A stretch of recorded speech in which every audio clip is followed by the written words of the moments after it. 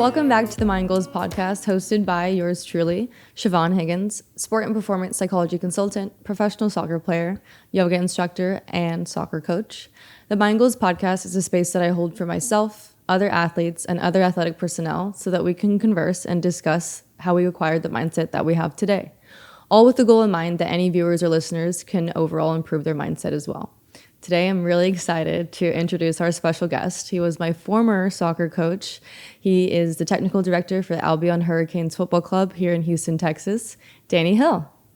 Thank you very much for having me. I love the setup. Yeah, thank you. Been a while. We've been planning this for a while. I know. Yeah, I do talk about this sometimes, but I think you've been the most difficult one to get down because if it's not your schedule, it's mine. If it's not mine, it's the weather or something. Yeah. It has, but I'm glad to be here. Yeah, glad to have you here. Thanks for making the time to come. No problem. Today, so I mentioned that you're technical director, and I also mentioned that you were my football coach, but that's normally how I start off, is saying how we know each other. So I've actually had quite a few coaches at Albion, but I think I had you for about 2 years when I was in U18 and U17. Yeah, I think you came over from another club. I think Matt Jepson recruited you over. The great Matt Jepson. Yes. Miss him so much. Like a brother to me. And then you came over and you started on the second group, which was also a good team. I think you went to nationals. Yeah. And I think the thing that struck me about you was your work ethic. Thanks. You was not going to stop till you got to the top, And I remember we were at nationals, I think Iowa or Kansas, and we sat down. He said, "These are my goals, Dan," and you did work towards your goals because you made the first team. We were very successful, and you weren't the most naturally gifted on the team, but you were one of the hardest workers, and it was a pleasure to see those success stories. Are really nice to see. I appreciate that. Really nice. Yeah. And obviously now you've gone into doing this, and I've seen you at the Eastern Ed events, and it's nice to see what a young lady you've become. Thank you. I appreciate that. I always I credit myself to being I'm not talented. I mean, a little bit of talent, but a lot of work ethic. Yeah. And I've learned that through being through a few clubs like Texas Premier, National Fusion, Albion Hurricanes. I feel like I'm probably missing one.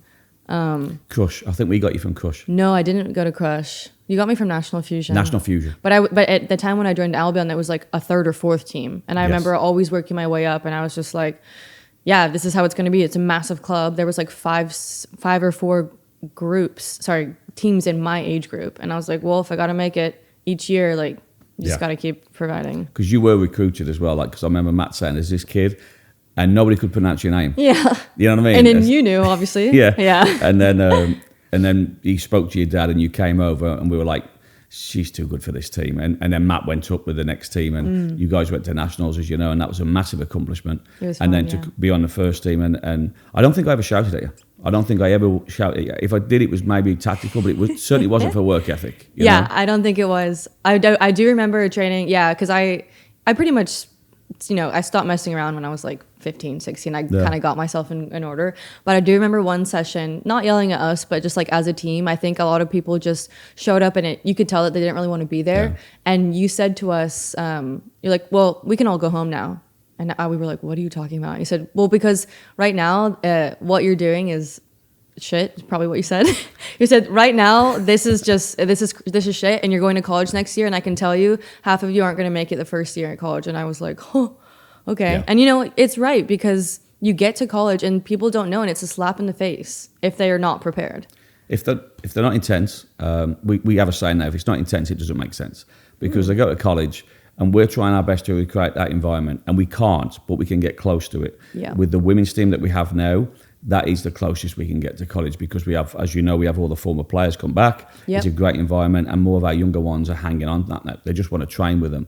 But I would rather have a kid cry at a session or under 18 than in 6 months in the portal crying to me saying, Dan, I should have listened to you. Yeah. And sometimes the delivery has to be right. You can't do that all the time, but I'd rather have that difficult conversation. As you know, I wasn't always like that, but I'm here to help you. I'm not here to babysit. I'm not here to, tell you lies. And I think you certainly benefit from that. Like your personality, our players now have your personality. They've got tough skin.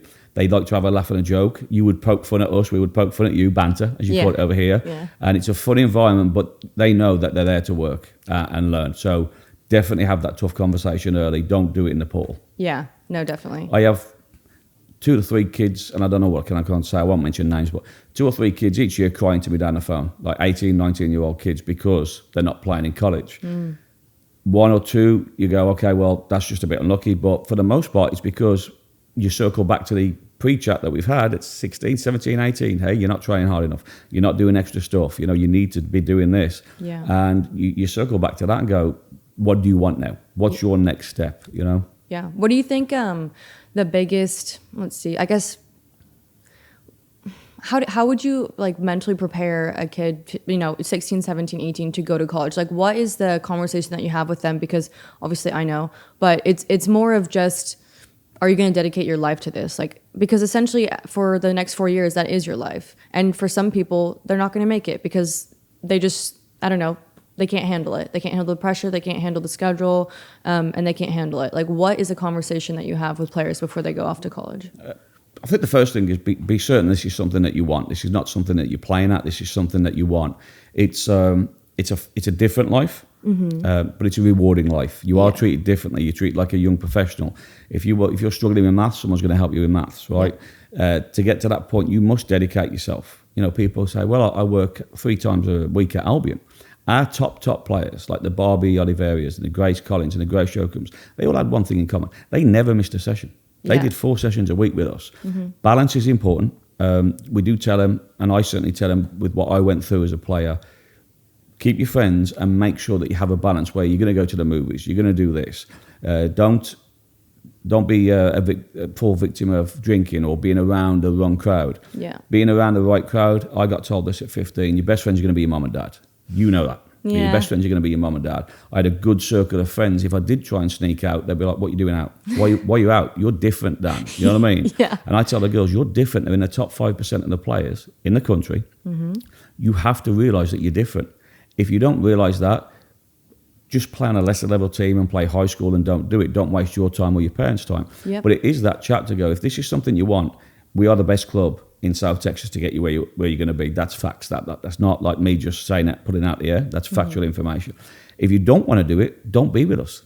It's a real simple chat with them and the parents though as well. And we tell the kids, any chat now at 16 or up is initiated between player and coach. And then if the parent wants to come in, that's totally fine as well. But it has to be after the player and the player and the coach, because that sets them up for college. You're going to have to talk to adults. Yeah. So we are pretty clear on that, and we have meetings once a year with the parents and the players. It's Zoom meetings now. Everything's gone Zoom, but we do lay it out there. Hey, this is what's expected. This is what you can expect at college, and there's a lot of changes coming down the pipeline. I'm sure we discuss. So we do make them aware for sure. Yeah. So you I mean, I felt like I was prepared. Yeah. And so I can only imagine it's gotten better since we've left. Yeah, I think we've refined the process, to be honest, to where everybody gets help. We don't lose players anymore. We did lose a couple along the way refining the process. So if you come to me and you're Siobhan Higgins and you say, here's my list. Yeah. I ask you to make a list. 20 schools. 5 schools that like are a bit of a reach, 10 schools that like you think you can play, and 5 schools that you may settle for, I'll go through the list and I'll go, you can't play at UNC. You cannot play at these schools in green, I think, and then we have a chat and the parents go, okay, some people go, no, I think I can play at these top schools. And you're like, okay, well, go and find out. And they find out that they can't, and sometimes they leave. But not usually now. They know that we have the best interest. We're telling them, don't go and pay $3,500 for a college recruiting service. It's in your fees with us.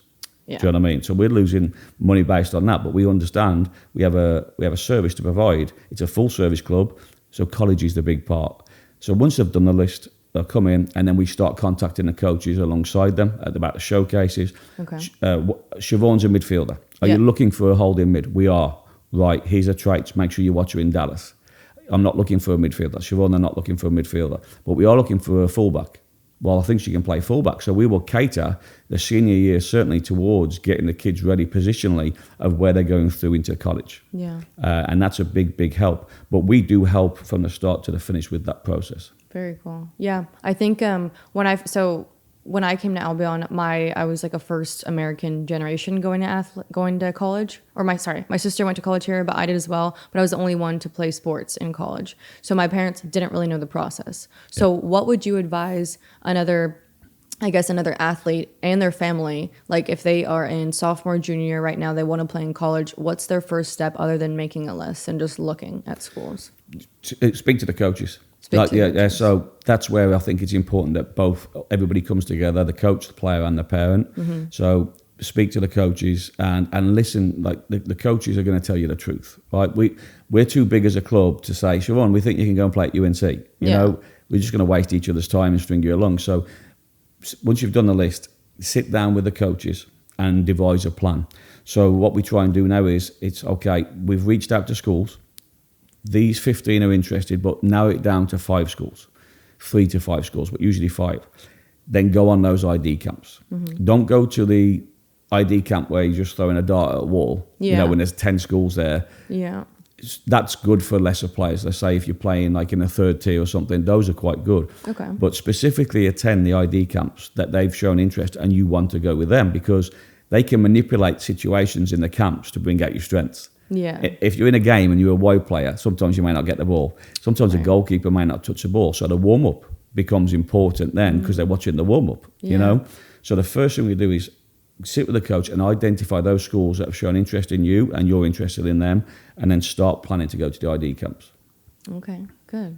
Nice, solid structure right here. Yeah, like I said, it's been a lot more refined since you guys come through. Yeah. Because college, some people wanted to play and some didn't in your class. You know, most of them did because it was a successful group. Yeah. But now there's so many people that want to play in college, for the first team down to the 3rd team, or sometimes the 4th. We have different campuses, you know. But I think the important thing is, Siobhan, and I don't want to forget to mention this, how you carry yourself and how you behave with social media is so important. Let's talk about it, because it was growing when I was in high school and it didn't really matter that much, but now it's definitely mattering, and it affects scholarships because there's the NIL. So I've got 2 stories. Again, I won't mention names. One kid kept getting seen in pictures with other people drinking and other people doing this. This is many years ago, and she got a scholarship cut. They warned her, and she got it cut. And then another kid, it wasn't from our club, but I was walking with 2 coaches of a powerful school, Phoenix, and this kid got out of the car, slammed the door and told her mom to F off, and screamed and shouted, and he's gone, she's coming to us. And I said, oh, well, what are you going to do? Well, they pulled the scholarship. She was on 70%, they pulled the scholarship. So they'll have the captains and they'll have people follow you on social media. Yeah. Because if they're paying you now with the money that you just said in, it has changed to that, and you're going to be on a full ride. Most schools are going to be fully funded. They want to know what you're like as a person. They want to know everything about you. And we still have people on social media posting stuff, and you're like, why? What are you doing? My best advice is, don't post something until your parents see it, if you're a young athlete. Mm-hmm. You know, even if it's comedy, it might be about the wrong subject. Yeah. You know, use it for a little bit of fun and this and that, but seek advice about, if you think, I may not want to post this, don't post it. Yeah. Don't post it till you get advice. But it's more prevalent, and it's happening time and time and time again. Because once it's out there, you can delete it. Yeah, but someone's taken a screenshot, or it's already been passed on. Somebody's already taken that screenshot. That's tough. I can't believe that's something that we have to worry about these days. I'm only on Facebook because I'm officially old, you know, but and I've deleted posts thinking, should I put this? Like, even if I don't, I'm just use it for fun, or I use it for like my family. Yeah. So I try and stay away from anything else, because I'm like, no, I shouldn't do this. So I don't have that in my locker to be on all these social media platforms. My daughter's is. My daughter is. My son's just about to navigate through that. And again, we have to be very careful. She doesn't want to play in college, but we tell her, like, she's seen some stuff to where I'm like, well, that kid is obviously going to get in trouble posting that. Don't comment, don't like, all that sort of stuff. Yeah. My wife usually handles that side of it, to be honest, with the kids. Social media, but with players, yes, you've got to be so careful. Do you have, well, since it's so important these days, does Albion have like a social media training, or is this something that coaches will just say, like, hey, by the way, this is the standard? I mean, because to us now, and to me, it seems like common sense, but it's just not common sense. That's a great question. So we've got a couple of coaches who used to be college coaches. Gus Motta, for one, he does ECNL RL teams, second tier. He does a great job, and he would educate people like that. Yeah, so we'll do it on the college school. That will be brought up. Hey, like, they have their own Instagram little page now where they're saying, come and watch me play. Yeah. And there's a link to the YouTube highlights. So that has been done for the players. And what the managers have done, it's really, really good. They'll have a media day. So they'll bring people in kind of like this. They'll do interviews, they'll do pictures. Yeah. And they get their own picture, like looking all nice with a ball. Yeah. And like a little bit about themselves. And that will be like a little picture and like a description and a link to their YouTube highlights. Wow. So we've done that for, I think it was all the ECNL and all the ECNL RL girls teams. Okay. Boys is a little bit slower. Okay. Boys haven't done a media day yet, but they do get told about the process. Eric Johnson, we brought in, he has the contacts on the boys' side, which really helps us. And James Clarkson is coming, he really helps. So there is that kind of training. But I think, to be honest with you, I think it should be twice a year, maybe 3 times a year. Yeah, it really does. It needs to be refreshed. I mean, when I went to college, at first I went to Morehead State University. It was Division I in Kentucky, and they did NCAA training. So NCAA would come, sit with you. It's like in a big room on an auditorium. They'll go through a PowerPoint. And I remember I actually brought this up the other day because I still do it. But they said, you should Google your name. When's the last time you Googled your name? And I was like, I don't know. What's out there about my name? And they said, everyone pull out your phone and Google your name. Because you never know what's going to be on there. You don't know what is public or private. And you don't know who has the same name as you. And it's got like a bad article, like just, convicted felon. And you're thinking, oh shit, well, I'm Dan Hill, which is a very common name. Yes. So you don't know what's out there. And so I do that. And now it's like all football stuff really and like podcasts. But yeah, I mean, it's important to look at because then there's photos too, and there's articles. I mean, like you mentioned, they don't go away. No. They stay up, and so yeah. There's 2 Danny Hills or Daniel. Like my name's Daniel Hill, but over it's Danny. With the accent. Danny, yeah. But my mum was like, "Your name's not Danny." I'm like, "I know, but it doesn't matter." So if you put up Daniel Hill, there's a semi-old state coach called Daniel Hill. Yeah. And I see him quite often at events, and some of the stuff he puts, like sometimes I think, I didn't post it. Did I have that much to drink? So he does that. And then there's a Danny Hill that played for Spurs, and he had a way more successful playing career than me. So some people mistake me for that one, and I just let them mistake me. Sometimes I don't correct them on that. I'm like, yeah, that was me. That's funny. No, wait. Speaking of, because I normally talk about background a little bit more, we just jumped over that. But to go back to it, obviously you're from England, given the accent. What part of England? The little village called Kings Swinford. So the local village is like Dudley, and then the town is Wolverhampton. Okay. So yeah, probably about 30,000 in Kings Swinford, and then it's about 8 miles to Wolverhampton. There's a load of villages around. So originally from there, and then grew up in the Wolves system. I think I signed on my 12th birthday. It was like on my birthday. Grew up in the system and left Wolves at 19 as a player. They kept me on an extra year because I had 4 surgeries on my knees. It was quite obvious I was never going to play again. But Wolves, honestly, it's such a good club to my heart. They said, well, you can't play, but we're looking at young local lads to come and coach. And I was like, I don't really want to coach. Yeah. I just need a break. So I quickly came down from being like a player to stacking shelves and working on a till in a supermarket, And I went to college and I did my coaching badges, and in between I just felt this calling. Wolves kept calling, Dan, just come and help. Nigel Vaughan's here. Mike Smith was the old Wales and Egypt manager. We'll put you with these guys. We need an assistant. Yeah. I said, go on, I'll do that then. And so after the first time I went and watched, they're like, you're doing the next session.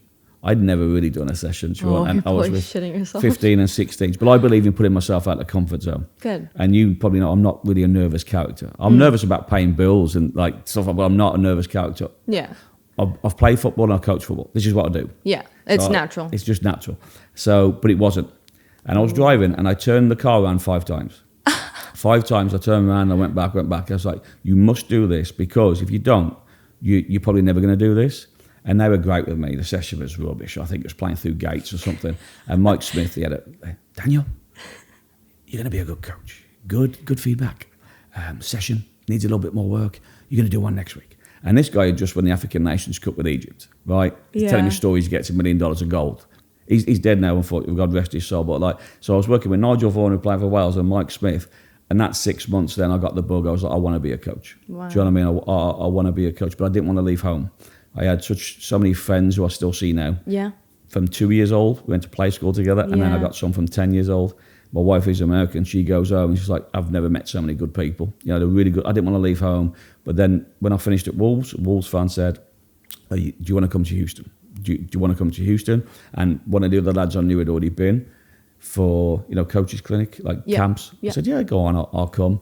And I thought, I'm going to stay. I want to make something myself. My dad gave me $150 and he paid for my flight. He's like, go make something of yourself. And I was like, okay, I will. What year was this? 1999. So I've been over nearly 26 years now. Wow. But I never envisioned it to be like this, Mm-hmm. I thank God every day, how I live. And I, for the first 4 or 5 years, I think I blamed everybody about my knees. Mm-hmm. Do you know what I mean? I was like, I can still come back again. And then it was evident I've had 9 surgeries now that I wasn't going to come back. Then I really went into coaching. I thought, I'm going to give this a real good go. And I want to prove my dad, prove something as well. Yeah. So I love it. Have him be proud of it because you had the opportunity to come over here. Yes, massive opportunity. I do have a question, if you don't mind talking about the knee incident and just how, because I know the transition's hard and no one's prepared for it, right? Because you probably thought you'd be playing your whole football career, and you said you were 19 when you had this injury? Started at 17 and a half. So my last game was 17 and a half, and then I battled for about 18 months. Yeah, and you had operations at that time, or at the time, no? Yeah. So I started having operations. There was no science about stuff back then, really, Yeah. So to play for your school, you had to play for King's Rinford School to play for your district, like a Texas team. Okay. You had to play for that team to play for your county, like a regional team, and then you had to do that to play for Wolves. Okay. So you're playing 4 games a week. You're training every night. In the off season, I would do track and field, but I would also do high jump, long jump, shot put, triple jump. It's all pounding on your knees. Yeah. And nobody was saying, keep your hamstring as strong as your quads and all this sort of stuff. So I was having knee problems from 14 or 15, but because I was successful at track and I was doing okay at soccer as well, I just kept going, and then I couldn't straighten my knees. It was patella tendonitis at first, and then the second operation, they drilled holes in my shin bones and kneecaps and put wires in. It was an experimental one. Surgeon was from South Africa. God. There's 5 of us that had it done, but it didn't just mess up soccer, it messed up my life. Do you know what I mean? But I've had corrective surgery since. But to answer your question, it wasn't unexpected though, because I was battling for it so long and I knew the pain I was in. I kind of knew I was finished. Do you know what I mean? I was like... You know when something's wrong with your body, and you kind of, I thought, I'm not coming back from this, but it was over a longer period of time too. Never really easy to accept. I mean, there's tears, do you know what I mean? Thinking, okay, well, why has this happened and stuff like that. But it became easier as I went back to coaching. I found coaching to be a therapeutic drug. Yeah. You get the same buzz as a little bit like you're playing, Yeah. So that helped. And my mates at the time were just unbelievable. You know what I mean? Mm-hmm. I mean, I had so many jobs as well, on the side, because coaching wasn't paint. I painted and decorated. I couldn't do this. You know what I mean? I just winged it and got paid extra. And I worked at a supermarket. I worked for the child support agency in England for 6 months. When I went back in between, I'd worked collecting money and things like that. But coaching is where I knew I wanted to be at that point. So it wasn't really a shock at the end. Okay. So it was the transition made sense, and it wasn't so shocking because you already kind of knew, because you felt it in your body and you knew okay, I'm not performing as how I used to. And yeah. And I think going back to Wolves as a coach helped me, because that was my boyhood club. Yeah. Do you know what I mean? I had a few clubs after me, but nothing, they were all championship. I wasn't good enough to play in the Premiership. My brother had a lot more clubs after him than I did, but Wolves was my dream club. It was Wolves, Blues, Walsall or Villa. I didn't want to go to Villa. And at 14, Villa offered my dad a holiday and to make things comfortable if I signed. But he loved my coach. I loved my coach, Robert Kelly. I loved him. And he was my coach from then. Then when we went full-time, he moved up with us. Yeah. So I said, no, I'm going to stay at Wolves. So going back to Wolves as a coach, as a player, kind of bridged those feelings of that I wasn't wanted anymore, or they didn't care about me, because they showed that they did. And I go back with my daughter now. They took her all around the training ground. And I was a nobody. I didn't play in the first team. At one point, I was the youngest player for Wolves had to ever play in the FA Youth Cup. 15 and 261 days, or something like that. I don't quite remember that. So I thought there'd be a plaque, but Mark Davis broke it. There was a player that broke it many years, but I told my daughter, there'll still be a plaque of Dad here. There wasn't. I didn't even know who it was, which is fine. And my daughter was like, little shoulders. I said, don't say anything. First thing she did, Granddad, Mom, Dad, nobody knows, Dad, which is fine. But they looked after you. Do you know what I mean? Once you're part of them, it's like you're always part of Wolves. I call it the Wolf Pack. It was so nice to take my daughter around. It was really good. So that helped with the transition from player to coach. Yeah, that's so nice. That must have been a really fulfilling feeling. Taking my daughter around as well. Yeah. And just talking to the academy manager there, Jonathan, and my old mate Dowell, who I played with all the way through. He had an ankle injury, but he sends players there now, local players to Wolves as kind of a scout. So for me and him, with his son and my daughter, my dad walking around the training ground, and Wolves, the 23 sessions going on, they stopped the session. I forget his name now. It wasn't Scott Sellers, it was another coach. They stopped the session so they can come over and say hello to us and have a picture of my daughter. Stop the session, the under 23 session. So they do remember you. They did. They you are remember somebody. Dowell. No, they remember Dowell, not me. Dowell was far better. Dowell was the best player I ever played with, other than Robbie Keane. But Dowell was the best one in the youth. They remembered him, but they just wanted to come over and say hello and picture. Honestly, it was really nice. That's so nice. They give my daughter a Wolves top. She's obviously a Wolves fan now. Dad, Daddy. It's not Dad, Daddy. Wolves are playing. I'm like, okay, come on, we'll watch it. Oh, that's sweet. It was really nice of them. That's good. Good. Yeah. Nice club. And so now do you give back in any sense to them, or do you obviously you keep in touch, and whenever you go home you go back? But do you do any camps, or do you have any sort of partnerships? Have you thought about that or explored that option? We tried. I spoke to Jonathan. He's the academy manager. I think there's like a Houston Wolves over here. I'm not sure how much. It's just started in like Fulshire. I'm not sure how much they have to do with the Wolves, but I've sent a player over. But there's so many restrictions with Brexit happening and things like that, they wouldn't want me to go in, like I'm not in the system to go in and do a camp for them. They have their own staff, they have full-time academy staff, but I'll try and stay in touch with them and say, if you have a player that doesn't quite make it, come and play for our men's team. We hopefully will have 2 professional franchises. Talking to you about the women's one, we're waiting to hear that probably in the next month. But like I'll always, if they want to come over here, they're more than welcome. My mate Dowell always gets me tickets to go there.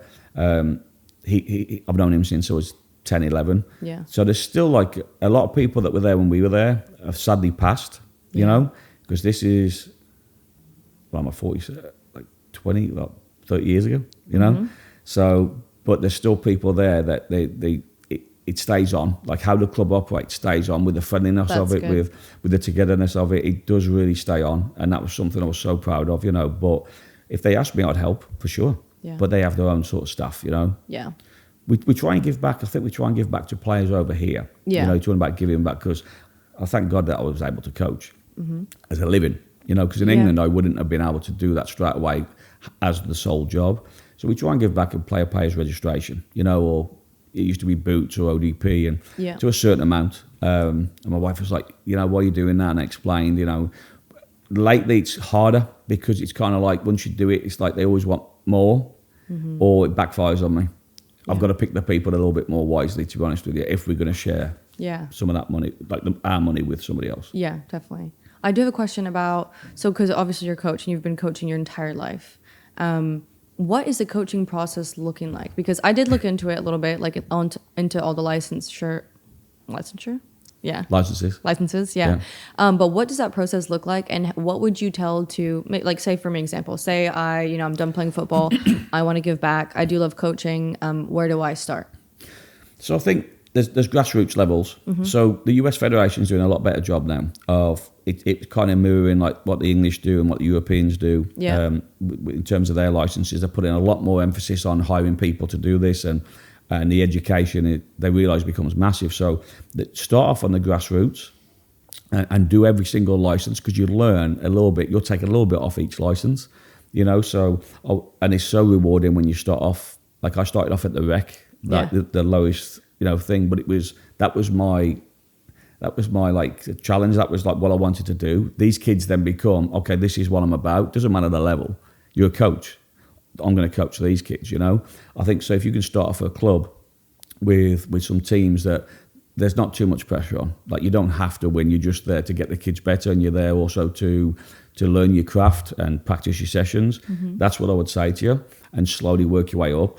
Too many people come in and go, I've played, I want an ECNL team. Dan, give me an ECNL team. I'm like, you don't, trust me, because you've got A-type people you're dealing with, and you've got parents that you're going to deal with, right?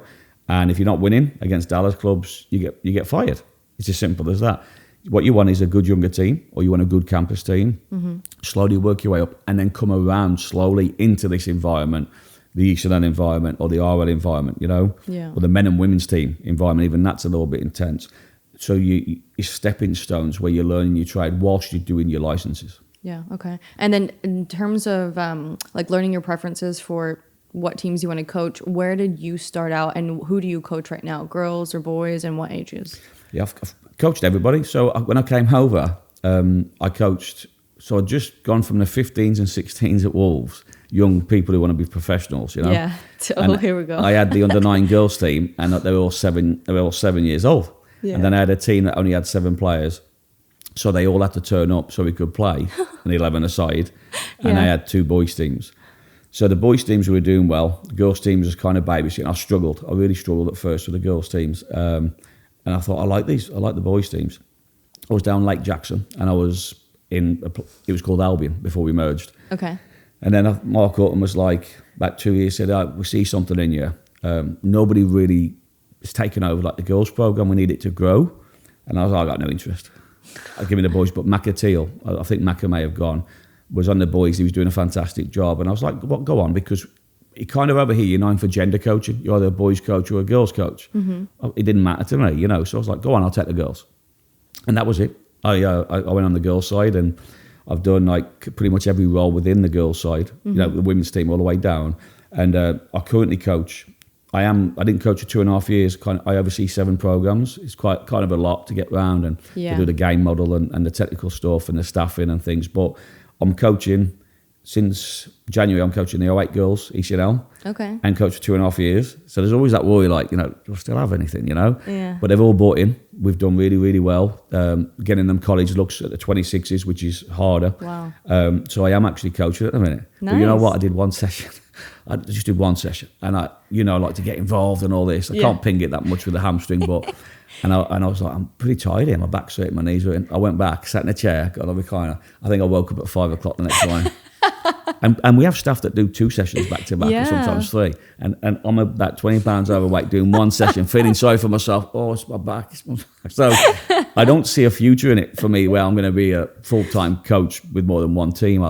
I do enjoy the role, like the educational role and the sort of business side that I'm in now. It helps me balance it with my kids. You know, I don't want to be travelling all over the country. When my kids actually want me here, there's only a few more years where they'll be like, we don't really want you here, Dad. You know, like, we're going to go out with our mates. Yeah. So I'm coaching the 08 girls. I'm really, really enjoying it. Honestly, I'm really enjoying it. Good. I'm happy for you. I think it's funny, or I hear it's a common thing that, you know, coaches they love it and they travel a lot, because a lot of people don't think about this, but the coaches obviously have to travel because you're going everywhere. Yeah. But once you've got little ones, and yours are, I guess, what age are your kids? Like 15, 13, and about to be 12. Yeah. So that's definitely, like, there's probably a lot going on. They have their extracurricular activities as well. So it's difficult to be pulled away all the time. Yeah. It allows me to like pick my own schedule. Like I'm out at the fields 3 nights a week, whether it be Cullen or Campbell, depending on what you. But Tuesday, if it's busy, I'll go Monday, Wednesday, Thursday, and help Kelly with the kids, take them to the sporting events. But I think, to be honest with you, I was so hell bent on being the best I could be in my 20s that I would sit and tell you I was the best coach. You know what I mean? I would be like, I'm this and that, and I lost track of, like, I had family. I started having kids in my 30s, and it changed my whole perception of who I thought I was and what I wanted to do. I had a chance to sort of move further within the game, and we'd had Ava, my oldest, and I thought, no, I'm going to choose this path. Do you know what I mean? And it's the right path because, but I was missing birthdays and different stuff, and I thought, what am I doing? You know, it's like, my dad was like, if you mess up being a dad, you mess up the number 1 job in the world. And I thought, So, now I'm sitting there going, no, I'm just one of many, many coaches who I think can do a good job for these kids. It's totally changed me.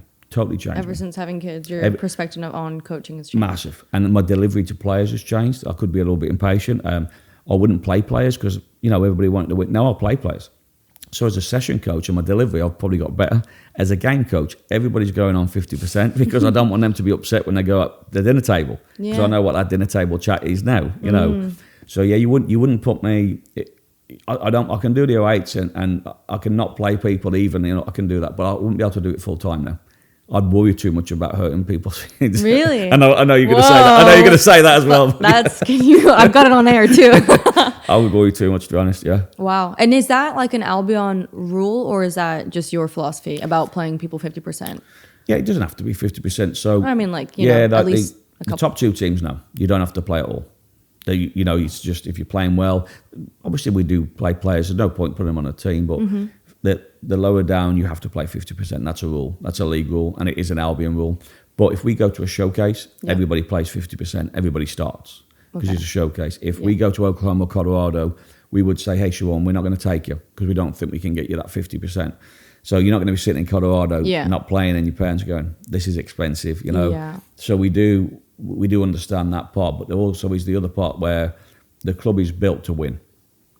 You know, so if you're on the top 2 teams, you're there because you want to win, and the club has certain goals and standards where we want to be. From the top down, it's clearly set where we want to be, that you're there to win. What do you tell a kid you've got a squad? I mean, how big are the squads? 18 now?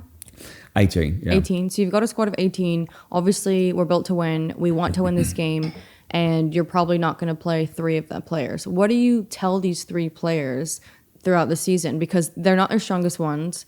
They're backup. They're necessary because you need, obviously, everyone on the squad. Like, what do you tell them? Because these are kids that are on a top team. They want to go to college, and they're doing, they're putting in the effort. It's just maybe the talent's not there. Yeah, I think you have to be very open with them and just say, hey, maybe train with the second team. Sometimes go play with the second team. Yeah. And then see how it goes there, because there's nothing worse than not playing. Right.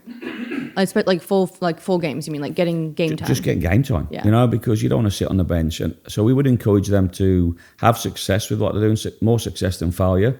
And then if there's games, so we have VO now, right? At the time, we didn't really VO our games. Like I listened to your dad on one of these podcasts, and he said he had to hire somebody himself. Yeah, or he did it himself, and it's like he's shaky camera. You know what I mean?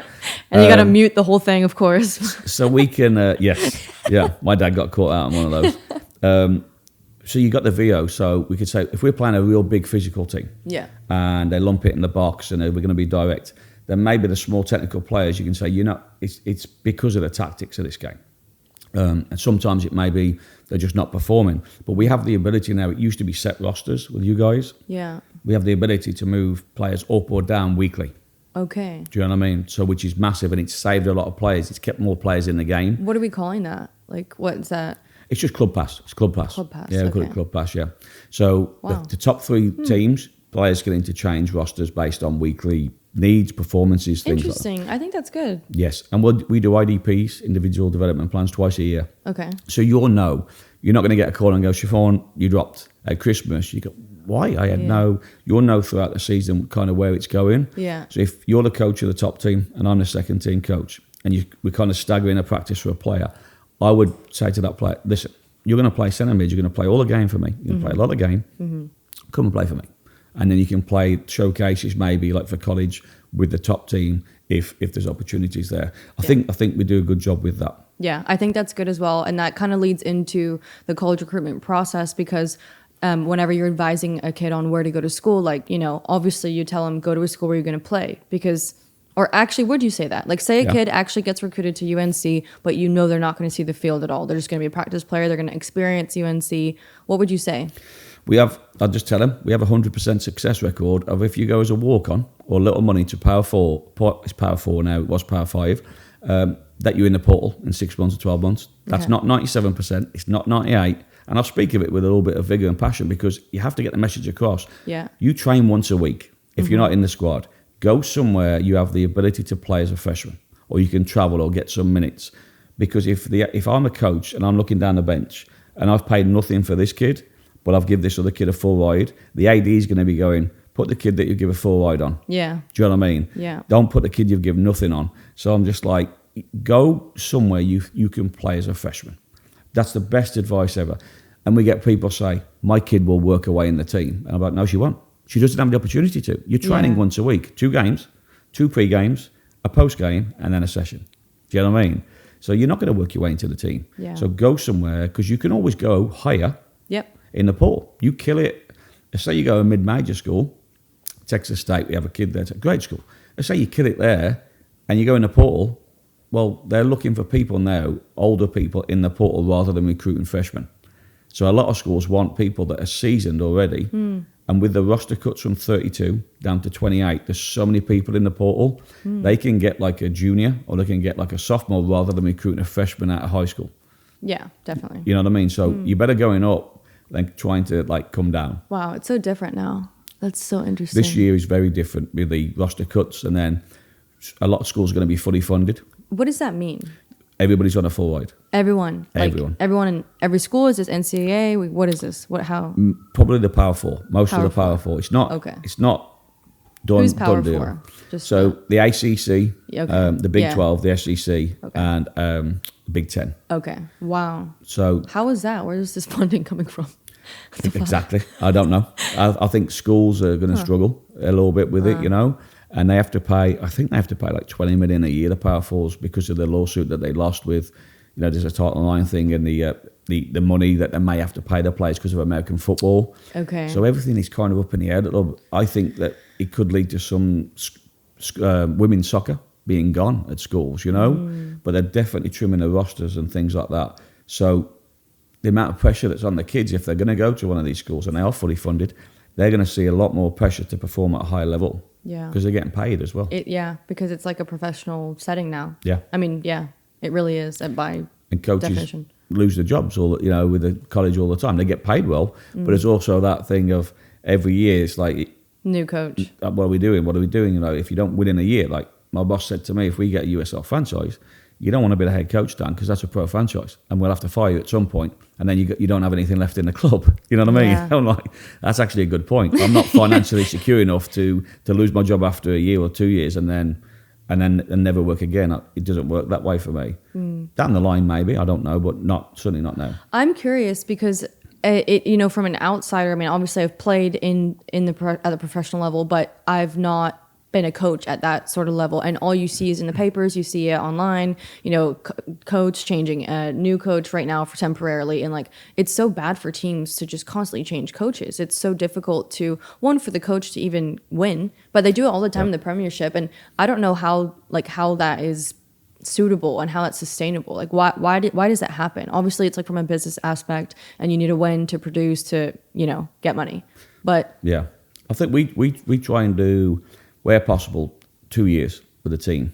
2 years is enough, because first 6 months you can say, well, the coach before me didn't prepare you well enough, and it's like, okay, well, you got 18 months. But we try and navigate through that in terms of a consistent game model there with all the teams, and consistent verbiage and language with how we talk to the kids and things like that. So it's not I'm better than Gus or Gus is better than me, or you know what I mean? It's a kind of a club thing. Mm-hmm. But sometimes 1 year with a coach, and sometimes coaches just move on. Yeah. But 2 years for us, we do try and do 2 years with a team. So the coach then can build those relationships. Because if I just come in and go, and I'm intense, and I go, Siobhan, do this, do that. With your personality, you go away and go, I don't know if I can play for this guy. But if once I got you on my side, you would have run through a brick wall, especially for Matt Jepson. Yeah. You and everybody would run through a brick wall for, even now. You're a young lady, and you go, Siobhan, I need you to run through a brick wall. Oh, okay. Yeah. So it is important. So we do try and do 2 years with them. But if it's not working, coaches get fired. Yeah. And there's more pressure on the coaches these days now, because everybody played soccer. There's YouTube out there. There's all this stuff that they can navigate through, like the websites and all that, and go, well, our coach isn't doing this or that, So I do know that the coaches at the higher level teams do feel a little bit of pressure. Yeah, there's a lot of pressure going on with them. And I consult with athletes and coaches. I mean, coaches are people that are performing as well, and we're athletes at some point. But yeah, it's a pressure situation all the time, because your job's on the line. Just like an athlete is, if they're performing, your job's on the line. I think for us, like if a coach is doing everything that they can, and they're trying to work within our system and our club and our morals and principles, and they do lose a few games, we don't fire them. Do you know what I mean? Because sometimes you may be hammering a team and then they lose 1-0. Yeah. As long as they're doing what's right for the kids, and they're a good person, they're not just screaming at the kids for no reason, Yeah. And we've been lucky with consistent coaches. We've been unlucky with some in these, director role, moved on to college, or coaches moved on because it didn't work out. So, but we are pretty consistent with quite a few, and we want to do that more throughout the club, to where, hey, there is pressure on you, but we're not going to fire if you don't finish in the top 4 and you finish 5th, but you've done everything that we've asked you to do. Yeah. You know what I mean? Yeah. We do try and take a little bit of that off you. What is the Albion philosophy for coaches? Like, what do you tell coaches? Like, they're coming to interview, I want to coach for Albion. What framework do I need to work around? Yeah, well, I think the first thing is you got to have a personality. So we're very open. Before we talk about anything to do with soccer, the interview will be with myself, James, or myself, Michael, with them on Zoom usually, or in person. Better if they're in Houston area. Yeah. And we ask about the personality. We ask about the character. We ask about their morals, their ambitions, and then we look at the resume, and we'll call a resume, because character, personality, and trust has to be there. Because if it's not, there's no point having them in your club. Regardless of what they can do on the field, they will turn, and it will affect our team. The coaching team is like a soccer team. Yes. We all have to be, there can't be egos, there can't be this, there can't be that, there's going to be some disagreements. You want people to have their own opinion. But they also must say, if we all agree, they must be on that same page and not go and try and be a vigilante and split everybody up. So ours is, do they have a personality? And if they don't, we probably won't continue with the interview, to be honest with you.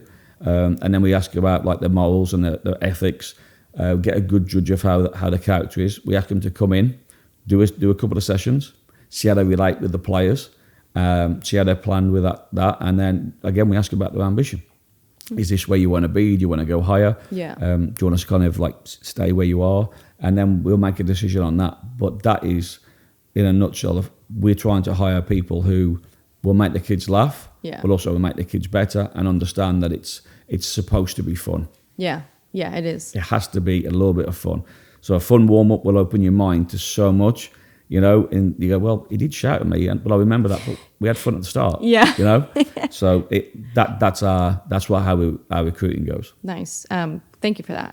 Good inside information for anyone looking to join the club. And then from a player, even if you don't have a personality, so it just go in my head, and I forget. I was talking to Tyler. I forgot my number plate, as you know, when I came in. So, so even if you don't have a personality, put a mask on. So fake it till you make it. Like I say to the kids, when I first played, I was very young, so I was nervous, and my coach said, just put a mask on. That would trickle into normal life, though, when it didn't need to be. Well, I'm saying I'm the best, and I didn't really believe that, you know. And coaching, when you first start, you don't always want to come out and go, hey, Siobhan, how you doing? Right, girls, here's what we do. Put the mask on. I don't go home to my wife, get the cheese and toast on the table. You're not like that. You know what I mean? So put that mask on when you go and have that alter ego personality. For me, like for games, sometimes I'm nervous. Nobody would know. I just put white snake on the car. Here we go again on my own. Bang, let's have it. Mask on. Danny Hill, the coach. Mask off. My wife says I'm really boring. Well, I want to get a bit of this, Danny. I'm like, well, I don't really like talking that much away from that, you know. So put a mask on. All right. Find that personality within. Okay, and my other question, really like similar to Albion, but if a player comes or a parent or family comes and they want in because it's a competitive club, we've made a name for ourselves. What would you tell a player, like? Because it's not that necessarily that they're choosing to be on, they also have to be selected. What do you tell a family or parents or players that you look for in a player at Albion? Yeah, well, commitment. We go through the commitment rules. Like, so if you have 3 unexcused absences in a month, you're offered another team. Wow. Say unexcused to where you're like, if you've got something at school, that's fine. If you're sick, it's fine. But if it's like nobody knows what you're doing, or you're at a party, or you're doing stuff, it's like, okay, well, that's one. You're not going to start. Mm-hmm. So the commitment level is very, very high, because we are attracting the better players now in Beaumont as well. We took over, so people will travel 2 hours to us and 2 hours back. Yeah. So the commitment thing. We also talk about like the competitive environment, that they're going to be in a real competitive environment, because depending on their age, if they come young, it's fine. If they come older, they're probably a big fish in a small pond. And if they come in with that attitude, they just get eaten alive, because they're not going to be the best player on the team. Younger, they may have a chance of being the best player on the team, you know, but 15, 16, most of the better players are playing for us or Challenge, because we're in ECNL. So if they come in with the wrong attitude, they're not going to make it. So the competitive environment is massive. And we can tell them before they come in and have a trial that, yes, you're good enough, but you're not going to be good for us, because every session is going to be competitive, and we don't think that you have that. And then the parents will obviously argue with us and stuff, but we just say, no, we can't take you. So we won't just take somebody unless we've recruited them and seen them. They have to come into a session. They have to play an 11-a-side game also before we go, okay, coming in. Interesting. So we can put them in situations against our top player that we know they're going to get beat a lot, but then we can put them against maybe that intermediate player, see how they do and see how they react to those situations and how they fit in. That's good. If they're a bad kid, we won't take them. Yeah, bad kid in terms of like character? Personality. Yeah. We've had people reach out to us and you call the coach and go, horrible family, horrible kids. We're like, okay, we're not taking them. Yeah. We're full, sorry. And sometimes it may be the family's just horrible. We try and give the benefit of the doubt, but we've had a couple of incidences. They've left and asked to come back, and we've just gone, no, you're not coming back. If you leave us to go somewhere else, you think somewhere else is better, you're not coming back either. Do you know what I mean? Interesting. Like, if you want to be with us, and we'll do everything we can. We have a saying: you never leave Albion. You know, if you have spaghetti, right, in a Tupperware box, this is Tupperware. I'm listening. You heat it up. Yeah. Right? You take it out the next day, you heat it up. There's always that residue in the bottom. It's always going to be there. You can't scrape it out the Tupperware box. Yeah. That's like when you leave Albion. I'm here now because you were Albion Hurricanes. You know what I mean? Yeah. Kids call me and they ask for help. Kids call Greg Munzer and ask for help. We will help them. We'll go talk if they want us to go talk somewhere. They can come in and talk to our kids. We'll do recommendations for jobs. There's always going to be that residue because we are a club that you never truly leave Albion Hurricanes. Yeah. And we all believe that. So if we all believe that, it creates this huge family. Yeah, it really does. A huge family, and it's so nice. Like, there's 93s that are showing me pictures of their kids, and they're married and they've got 3 kids. I'm like, look at this, Kel. There's people sending my wife texts like, thank you so much, because sometimes they come round and have a chat, and, and she gets involved, and it's like, it's so, so nice. So to be part of that family is an honour. Yes. And if you haven't got the character and personality to be part of our family, you're not going to be a part of that family. Yeah. Honest, that I know that may come across a little bit draconian and sort of hard-nosed, but I don't have time to waste anymore. Yeah. I don't want to waste my time with people who they're just not good people and they're not going to fit what we want. I'm not going to waste my time. Yeah, and you can do that. I mean, you can have standards and boundaries, and Albion has a reputation, and there's a reason that we are the way that we are. But once you turn, you get one chance, and when something's done for me and the staff, when it's done, it's done. Does that make sense? Yeah. Like if you're going to go and put all social media that Danny's a fat, receding, but you know what I mean, like whatever, you know what I mean? Yeah. I mean, it didn't bother me. I joined the gym the next day, but you're done. One chance, because college is one chance, isn't it? Yeah. Just be part of it, enjoy it. You can approach me without sending me emails after a glass of wine at 10:30 at night. Calling me this, that, and I don't read them. I call them. I don't like your email. I only read the first 2 lines. Can you explain it to me? Oh, God. So, because I wouldn't talk to them like that. Mm-hmm. And I don't expect my staff to be spoken to like that. But once you're in, you know what it's like. You can call me anytime. You probably can still stay in touch with Matt Jepson. If you wanted to come out the fields, just come and train. You can come and train. Mm-hmm. It's really rewarding. It really is like that. I haven't left because I do feel a big part of the Albion family. Yeah. Albion Hurricanes, sorry. We have to, because we merged Albion Hurricanes. Okay. Big part of the family. Yeah. So, really, to conclude, we've spoken a long time, but also you've given a lot of great advice. And towards the end, what I normally do is ask my guests to either end the show by giving advice or giving a quote or giving a shout out or anything. It could be, I don't know, minute, 2 minutes, 3 minutes, however long. But if there's something that you think is very valuable and players, parents, anyone listening can take away, now is the time to really say whatever you'd like. Yeah, I think navigating through this process is don't speak down about yourself. So a lot of kids, especially girls, boys are a little bit different, Mm-hmm. Girls, if they have a bad game, it's the end of the world. The self-evaluation process is so important to where can they self-evaluate where it's a positive or a negative. So the mental side of the game is don't ignore the negatives either. Some they go, oh yeah, we've been told to ignore the negative. No. Life is positive, challenge and negativity. So we have a couple of tips for them. Keep a journal. Write down in your favourite colour in capital letters the positive stuff in the game, but write down in like your least favourite colour in small letters, cursive I think it's called that. I'll have to go at 15, but write down. So you're going to see the negative and the positive, but the positive is going to stand out more. Mm-hmm. But you're still aware of the negative. Just tricking your mind a little bit. So through the process, enjoy the process. Don't stress about it.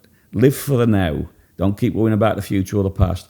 Do not stress, enjoy the process, because we're here to guide you. If you listen to us, we're here to guide you all the way through. I think too many people do stress about it. Yeah. And again, I'll be like, manage your ego as a player and a parent.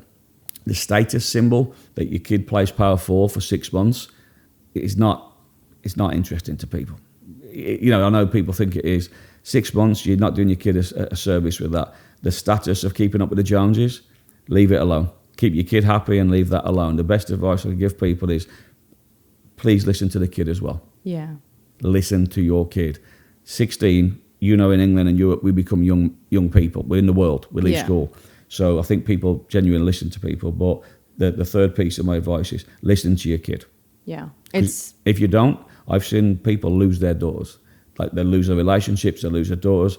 And we can only step so far, the parental boundary. We can say, hey, Siobhan, listen, I think you're going to lose your kid, especially sporting wise, if you keep doing what you're doing. No, you don't know what you're talking about, and then it happens. And so listen to your kid.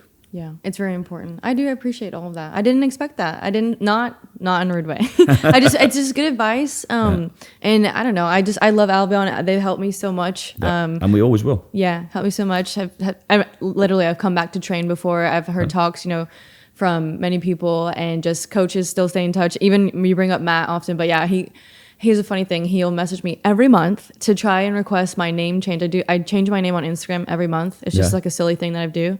And Matt will always try to get me to do sack full of chefs, like a sack. I'm like, no. And I'm like, it's not December. It's not Christmas time. Yeah. But I have to give him a shout out. He was a great coach. He always made, showing up fun. Yes. Truly, like I don't know what he drank with the Red Bulls. I'm like, what did he drink? 3 Red Bulls. Drank Red Shorts, Bulls. T-shirt, -5. But you know what though? I think he may be the best I've ever seen at getting people to play for him. Yeah. Not necessarily tactically and technically as a coach, but in terms of people to play for that man, I've never seen anybody better. They're bought in, and then I want to Matt, if you're listening, which you probably are, whenever you're in Houston, I'm having you on the podcast because... Get him on. Yeah. I'll have so many things to ask him. Yeah, because now as an adult, I've asked my former coaches, like Nigel and Rob Kelly was the best coach I ever played for at Wolves. He, as an adult, you go, why do you put me right back? He's like, well, your runs when you were forward, when the right back got the ball, was shit. Yeah. What? You know what I mean? But you didn't know it then. And then you can start asking them questions and piece things together in your head that happen when you're sport. And you find out that your coaches, the more successful coaches are good people. Mm-hmm. Rafa Brazo with us is a great person. James Clarkson is a great person. Willie.